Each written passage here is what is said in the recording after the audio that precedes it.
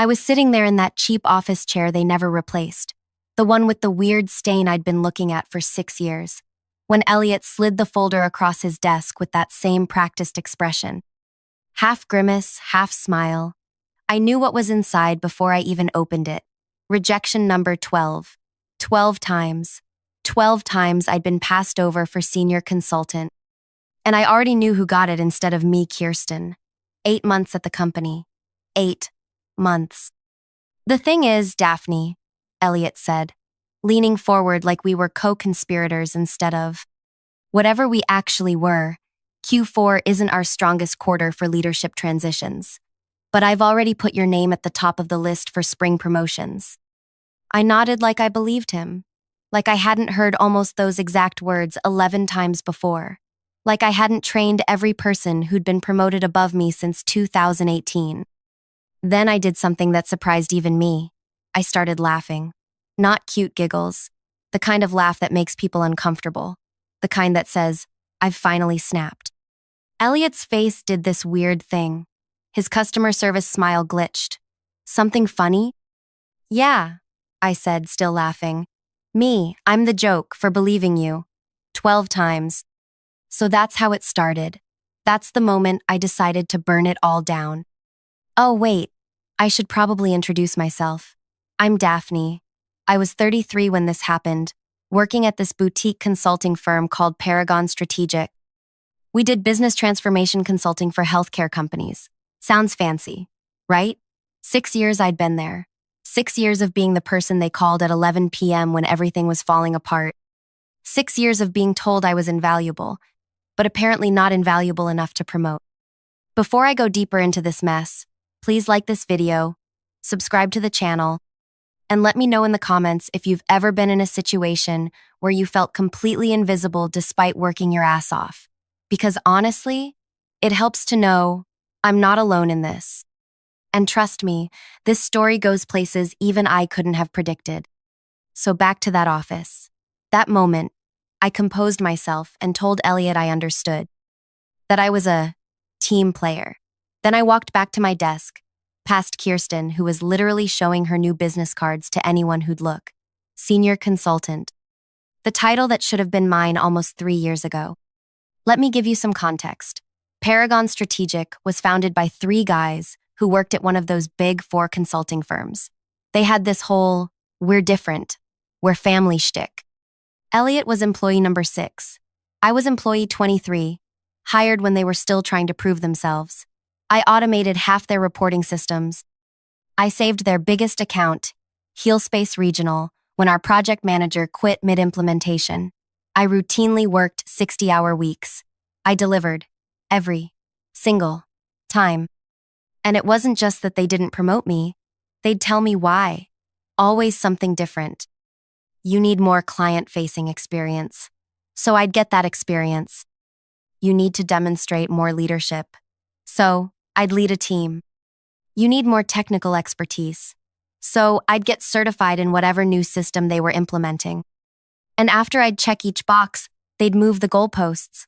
Again, and again, and again. Meanwhile, they promoted people around me. Brody, who missed deadlines constantly but played golf with Elliot. Vivian, who couldn't build a basic reporting dashboard without my help but was best friends with our director of consulting. And now Kirsten, whose main qualification seemed to be that she went to the same business school as our CEO. I used to wonder what was wrong with me. Was I not charming enough? Not political enough? Wrong gender? Wrong background? I spent so much time trying to crack the code.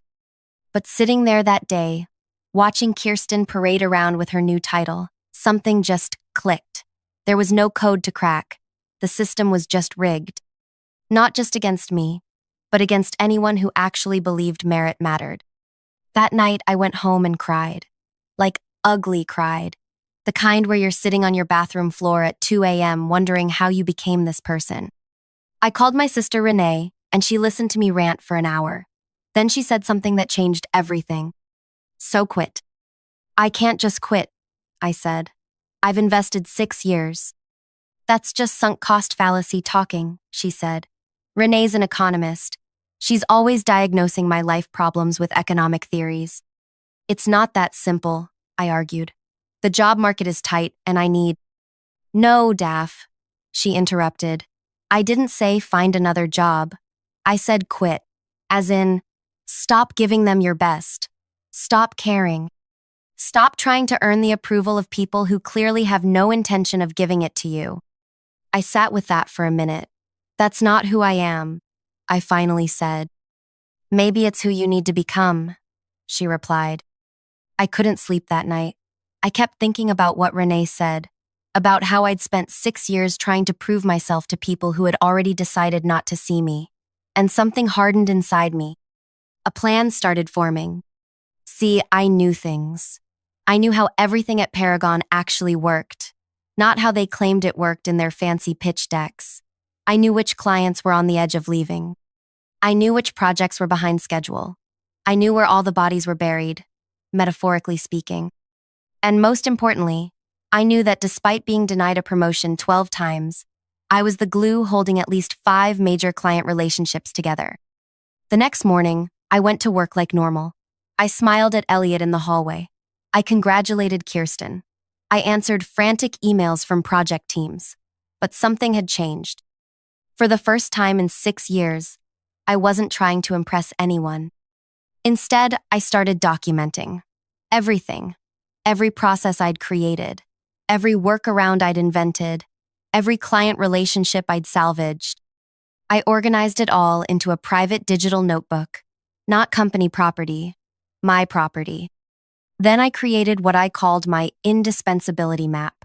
It was a detailed analysis of exactly how much the company depended on me, where the critical dependencies were, and this is important, which clients had relationships with me specifically rather than with Paragon as a whole. You might be thinking this sounds calculated, cold even. And you know what? You're right. But 12 rejections will do that to a person. 12 times being told you're not quite good enough when you know damn well you are. It changes you. I gave myself 6 months. 6 months to execute what I started calling my quiet exit. Not quiet quitting. That's when you do the bare minimum.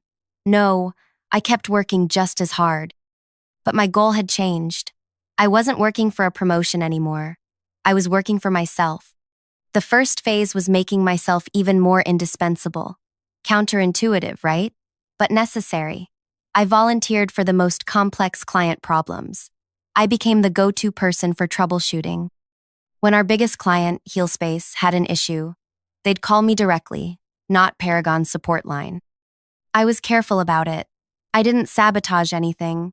I didn't create unnecessary dependencies. I just positioned myself as the solution to problems that already existed, and I documented it all. The second phase was building my escape hatch. I started having coffee with former colleagues who'd left for other firms. I updated my portfolio. Not my resume, my portfolio. Because I wasn't looking for another job, I was laying groundwork for something else entirely. Phase 3 was the trickiest. I had to start detaching emotionally while still appearing invested. I stopped taking it personally when Elliot would take credit for my ideas in meetings. I stopped feeling hurt when I wasn't invited to leadership lunches. I started seeing Paragon not as the company I'd given 6 years of my life to, but as a stepping stone to what came next. Around month 4 of my plan, something unexpected happened. They promoted someone else again. Lucky number 13. This time it was Theo, a guy who'd been there 2 years and whose main qualification was being aggressively mediocre but very, very confident about it. Normally this would have devastated me, but I just smiled and congratulated him. Elliot looked confused by my reaction. He'd expected tears, or at least for me to come to his office later to ask what I needed to do better. But I didn't. I just kept working on my plan. By month 5, I'd saved enough money to live on for 6 months without income. I'd incorporated my own consulting business, just on paper at this point. I'd secured a small business loan, and I'd started having very careful, very private conversations with 2 of Paragon's clients who I knew were dissatisfied. I wasn't poaching, not technically. I was just being helpful, answering questions, providing insights, building relationships outside the Paragon umbrella. Then came the day. 6 months to the day after rejection number 12. I walked into Elliot's office without an appointment. "I quit," I said, placing my resignation letter on his desk. His face went through about 5 different expressions in 3 seconds: shock, disbelief, anger, fear, and finally, the one I was waiting for: panic. "You can't quit," he said. "We're in the middle of the Heal Space implementation. You're leading the Meridian Health Project. We need you." I just smiled. 2 weeks' notice. It's all in the letter. "Is this about the promotion? Because we can talk about that. Q3 is coming up, and I've been advocating for you." I cut him off. "No, Elliot. This isn't a negotiation. I'm leaving." And now we're at the part where it gets really interesting. The part where my 6 months of careful planning starts to pay off. The part where they finally realize exactly what they're about to lose. But before I get into that, I need to take a quick breath because even now, 2 years later, telling this story makes my heart race. Makes me remember how terrified I was, how close I came to backing down, how many times I almost convinced myself to stay in that comfortable misery rather than risk everything on myself. So, do you want to hear what happened next? How they reacted when they realized what I'd done? How my revenge wasn't just sweet, it was sustainable. Because trust me, watching them beg was just the beginning. The 2 weeks after I quit were absolute chaos. I've never seen a workplace implode so spectacularly, and I had front row seats to the whole thing. First, Elliot tried to convince the partners that they could easily replace me. Called an emergency leadership meeting, which, ironically, I wasn't invited to, where he apparently said, "Daphne's contributions have been valuable, but we have strong systems in place." That's when they started discovering just how wrong he was. See, I hadn't realized how much of Paragon's infrastructure I'd quietly built over the years. All those late nights fixing things nobody else wanted to deal with. All those workarounds I'd created because the official processes were garbage. It was like I'd been holding the company together with duct tape and determination for 6 years. By day 3 of my notice period, the panic had set in. Suddenly, Elliot wanted me to document everything I did. He scheduled daily knowledge transfer meetings. He even asked if I could create training materials for my replacement, who, by the way, didn't exist yet. "Sure," I said, smiling sweetly. "My hourly consultation rate is $275. His face when I said that? Priceless. Like I'd suggested he give me his firstborn child. You work here," he sputtered. "For 11 more days," I corrected him. He complained to the partners, of course, but they were already in panic mode because HealSpace, our biggest client, had gotten wind that I was leaving. Their CIO, Lorraine, had called Paragon's CEO directly. I only know this because the CEO's assistant, Ren, told me over lunch. She said, and I quote, "If Daphne's not on our account, we need to revisit our contract," Ren whispered across the table. I've never seen Vernon sweat like that. By the end of the first week, they made their first offer. Elliot called me into his office where he sat with Vernon, the CEO. "We've been discussing your value to the company," Vernon said. Like this was a revelation and not something I'd been trying to tell them for 6 years. "We'd like to offer you the senior consultant position, effective immediately, with a 15% raise."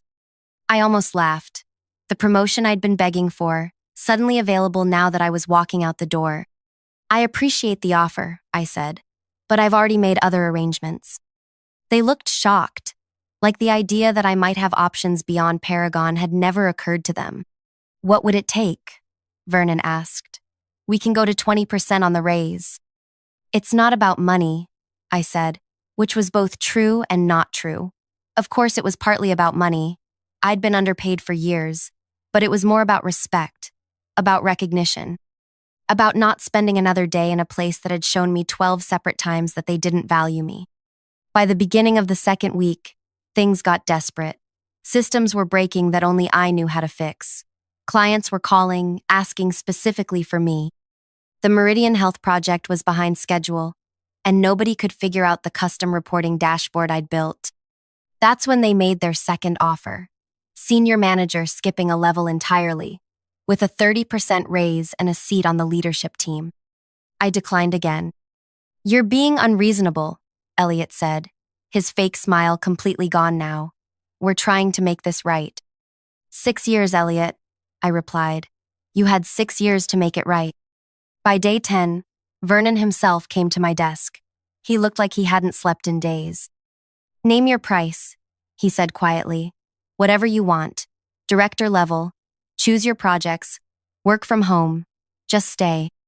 For a split second, I wavered. Director level would have been beyond anything I'd ever dreamed of at Paragon. The money would be life-changing. The power to choose my own projects was tempting. But then I remembered.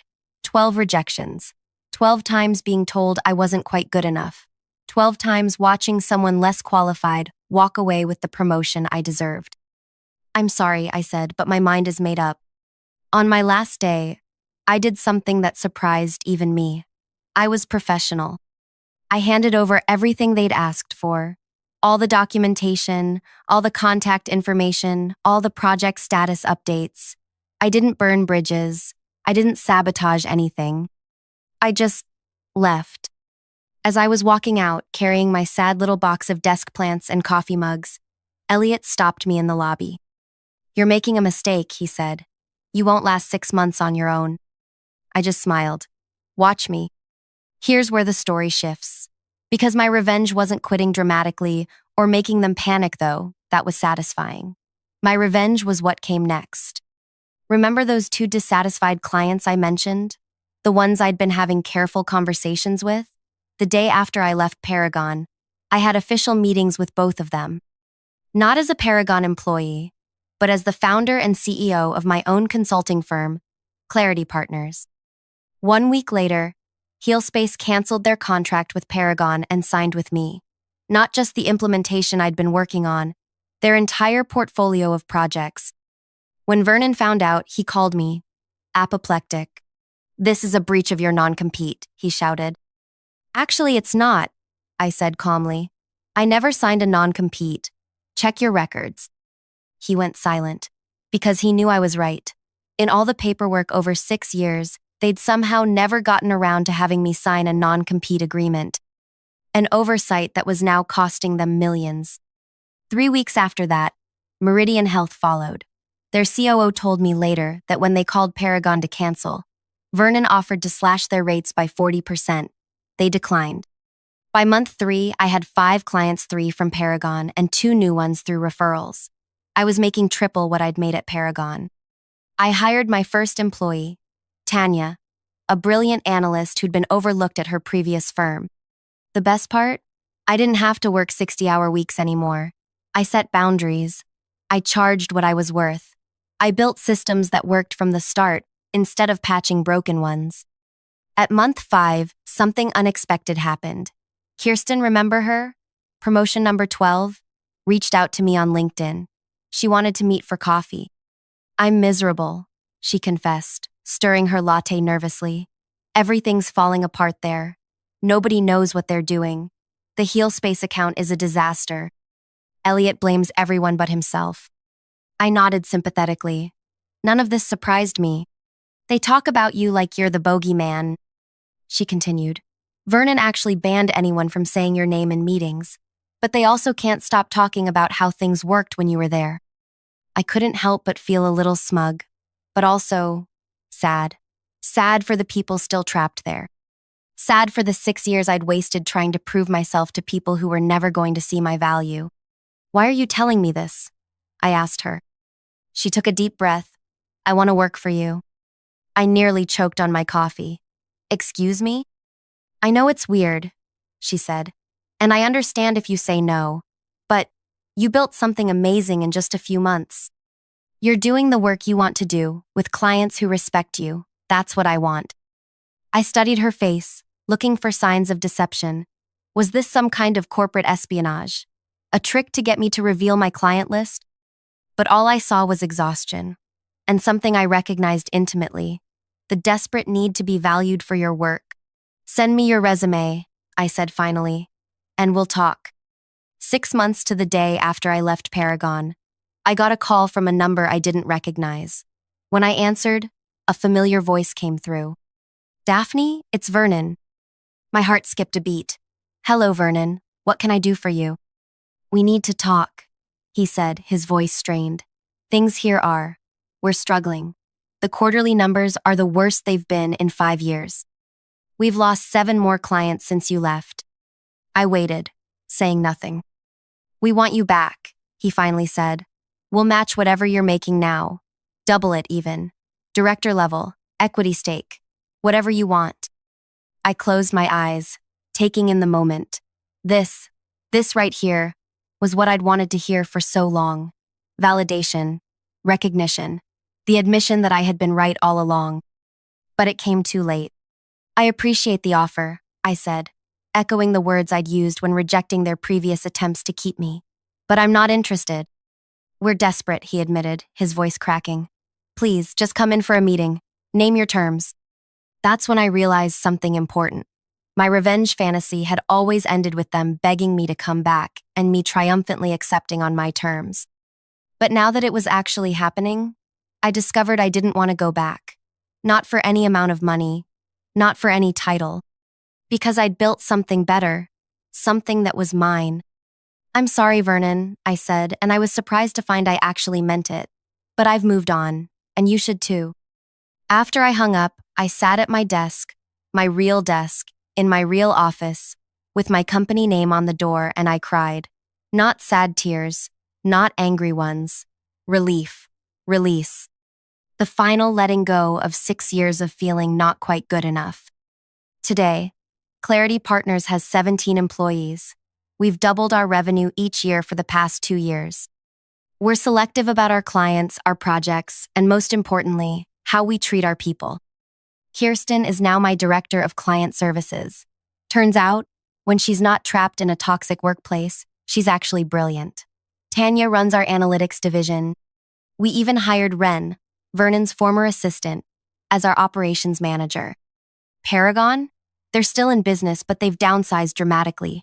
Elliot was let go last year. Vernon reached out again 6 months ago, this time proposing a merger. I declined politely.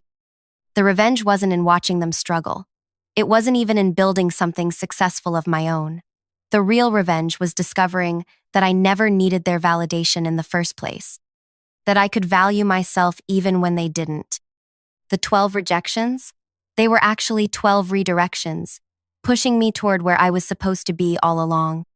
So if you're sitting there right now, feeling overlooked or undervalued or stuck in a place that doesn't recognize what you bring to the table, please hear me.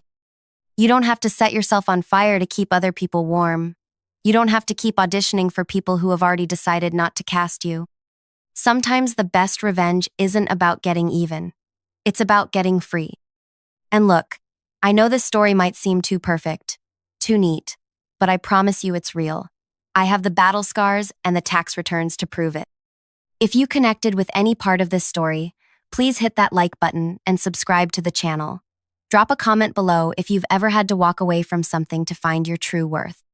I read every comment, and your stories help me feel less alone in mine. Thanks for listening to me ramble for so long. Sometimes I still can't believe how different my life is now compared to where I was 2 years ago. Just remember, your value doesn't decrease based on someone's inability to see your worth. And sometimes, the most powerful thing you can do is walk away. See you in the next video.